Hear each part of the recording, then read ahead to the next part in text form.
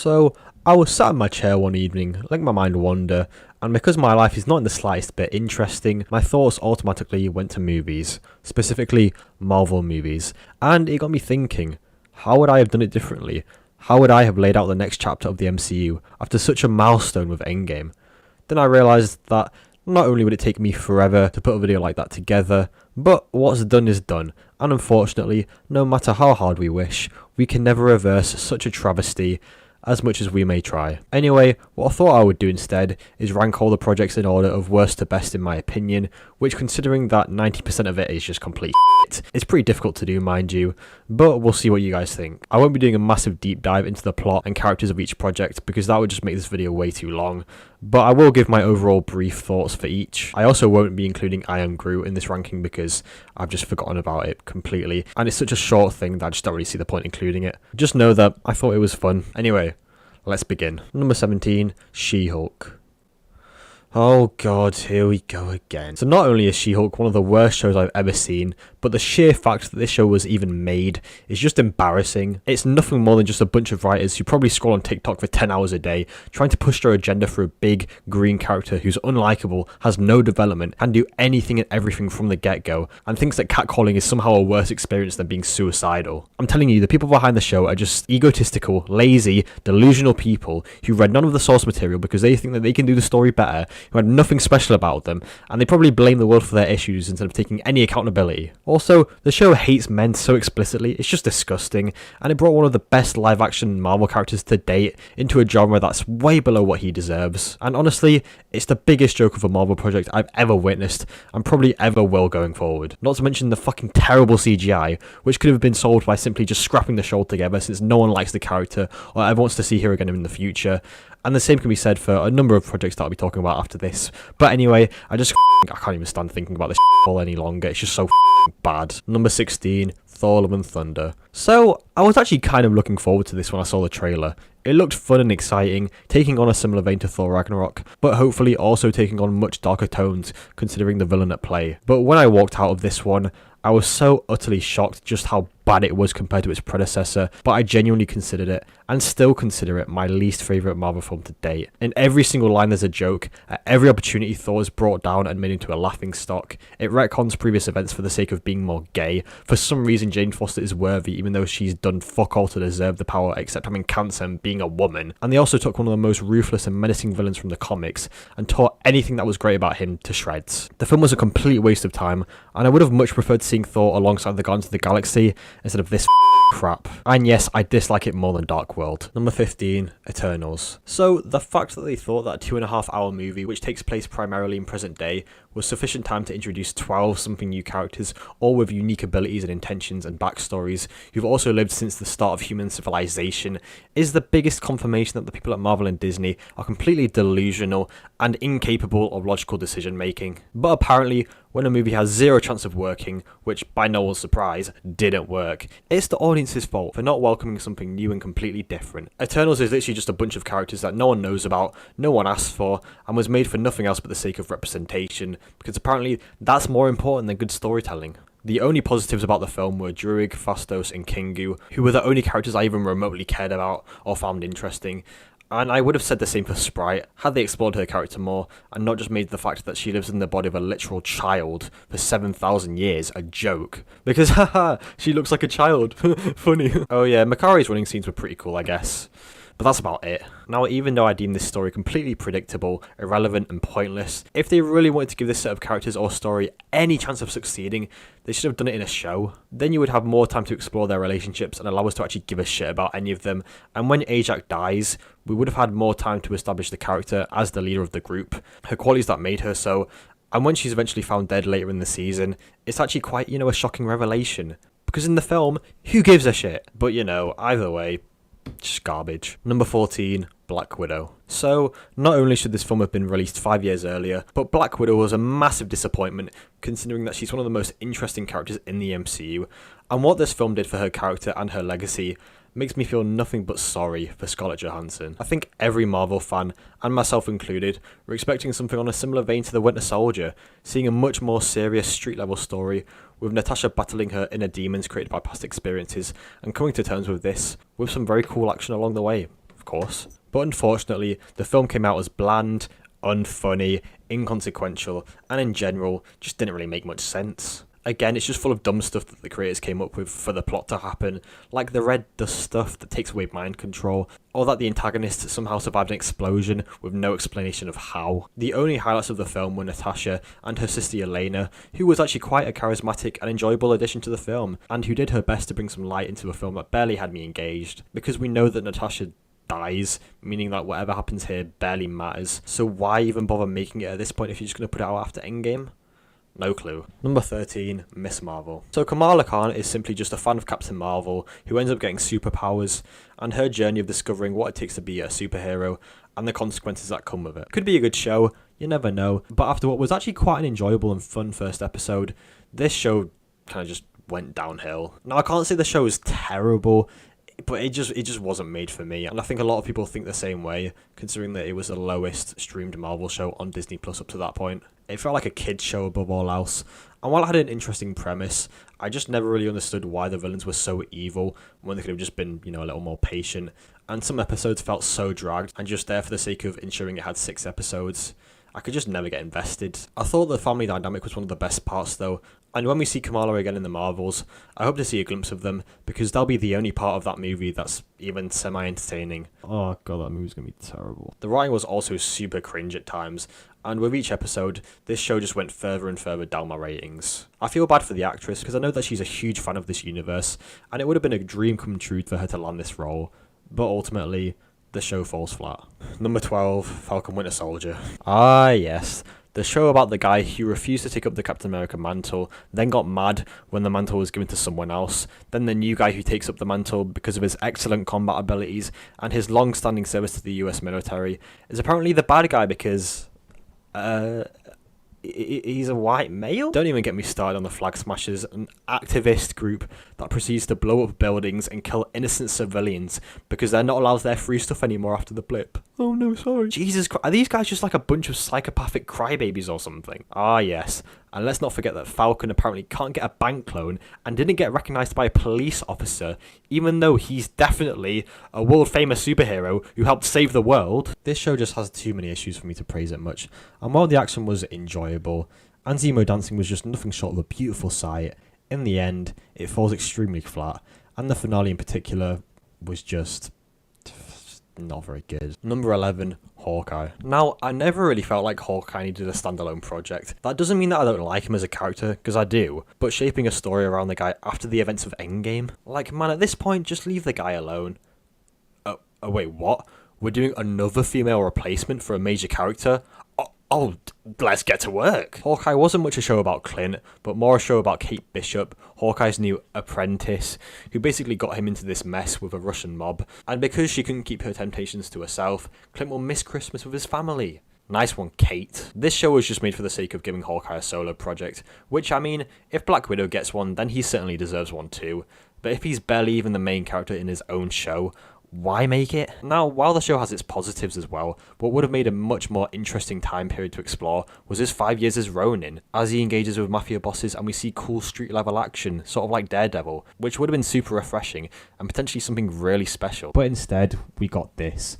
And I just wish that they left the character alone now. He had a satisfying arc in Endgame, he's done enough for this world, and to make a show just to belittle him and have a Hawkeye fangirl take the spotlight was just a waste of time and did nothing beneficial for the character. Just leave the man in peace.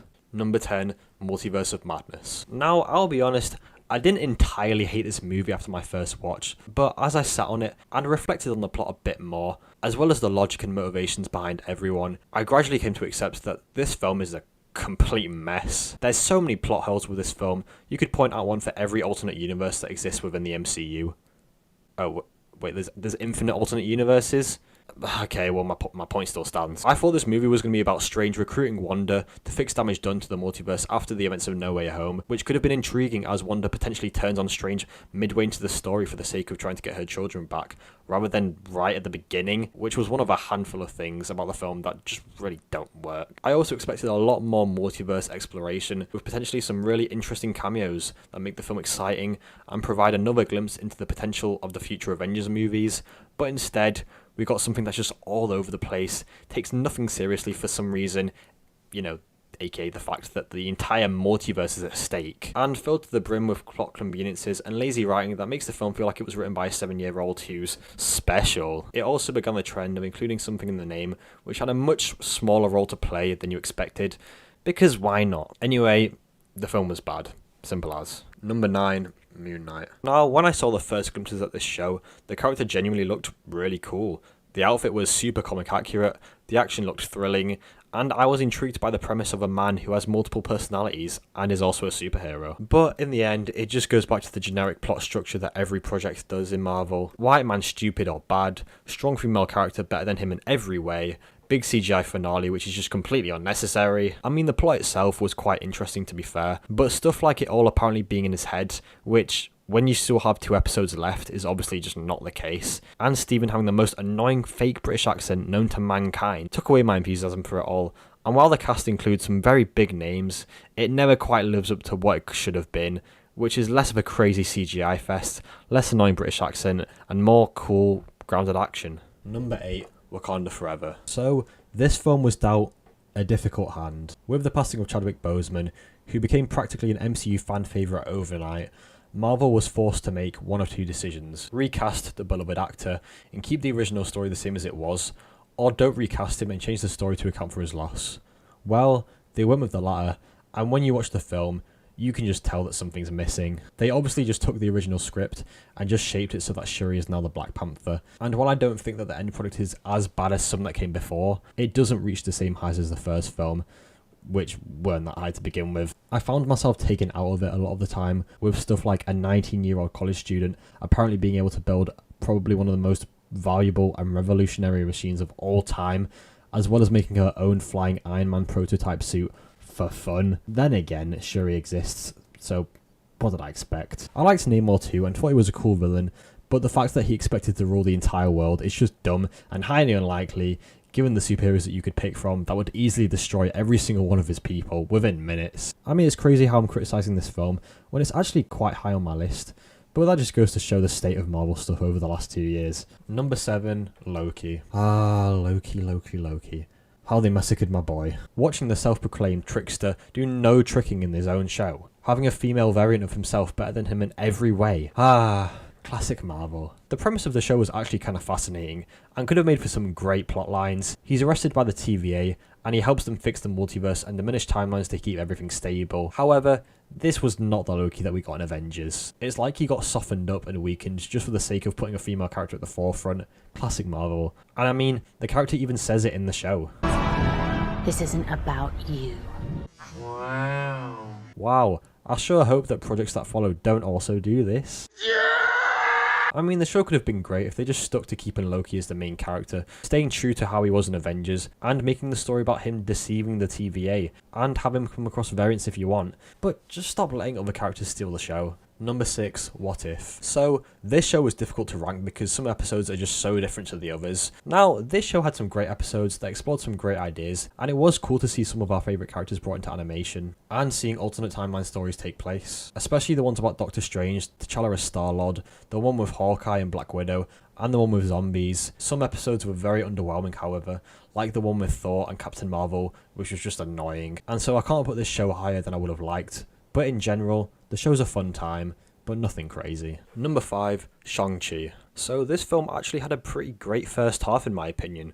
I liked the character, we got some great action, and I was intrigued by the backstory between the father and son, which, if the story was kept more grounded, would have made for a really good emotional yet more engaging martial arts movie. Unfortunately, the film just completely lost its footing in the final act, with big CGI dragons and other fucking monsters, and sequences which just felt way too over the top. And I wish they just made this a more grounded street-level kung fu movie, with the 10 rings included, if they so wished. There's also that strong female trope again, where apparently if you self-train in martial arts, you'll end up better than someone training with other people. And apparently you can kill big dragons with a single arrow. Overall though, I thought it was a solid film, and at least it doesn't make the male protagonist look like some bumbling idiot. Number 4, Werewolf by Night. So, this project very much came out of the blue. There was talk of a Halloween project being put together by Marvel, and it was nothing like anything Marvel has ever done before.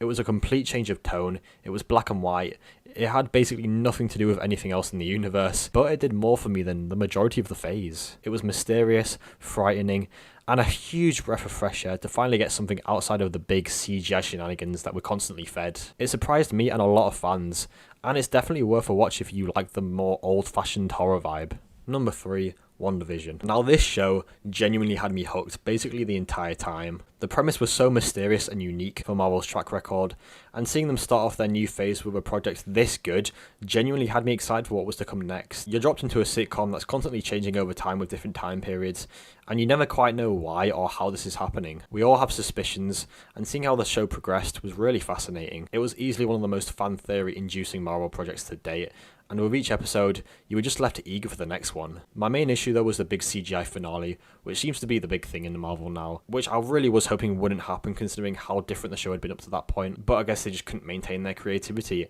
and went back to their generic, repeated formula instead. In hindsight though, this was my favourite MCU show by far, and I would happily rewatch it anytime. Number 2, Guardians of the Galaxy Holiday Special. Now, I've loved the Guardians of the Galaxy ever since they came to fruition in 2014. They're a joy to watch, and a great set of characters who each have their unique abilities, personalities, which when all culminate together on screen, bring nothing but joy to audiences. And this holiday special was no different, and I had a blast. It's fun, fast-paced, and perfectly encapsulates just how unintentionally funny Mantis and Drax are. They're at the forefront of this, as they try to basically kidnap Kevin Bacon, and knowing that this is exactly the kind of thing that they would do, and it's just not the slightest bit out of character, just makes this so funny to watch. It's a heartwarming short comedy above all else, but the humour doesn't overshadow everything else the film wants to portray, and this was the best MCU project of 2022 by far. And number 1, No Way Home. Now we talk about the winner. The project that stood out above all else in the MCU. The film that lived up to the hype and more. The film that delivered service, not just in terms of the fans, but also in terms of the story. Spider-Man, No Way Home. Oh, it's beautiful. You never really knew what to expect with this one. Rumours were circulating endlessly to what this film could be about and who might appear. And the first trailer smashed records and had fans going crazy over some of the reveals and stuff teased. And when it finally came out, it was nothing short of incredible. The film developed Peter into the Spider-Man we'd all been waiting for. It excellently balanced 5 multiversal villains. It utilised Green Goblin perfectly and made him one of our all-time favourites. And it brought back Toby and Andrew for one of the most deeply impactful and meaningful cameos in film to date. Not to mention the incredible performances by everyone in the film, and Tom Holland in particular was incredible. I genuinely felt for Peter in this film, and with the stakes being so high, we're finally seeing a character who up to this point hasn't quite hit the mark, get a great story, and deal with the consequences of his actions, as well as learn vital lessons from his multiversal counterparts. It was just great stuff to watch, and has boosted the love for this character more than ever. And that's it. God, I'm so done with Marvel, I swear.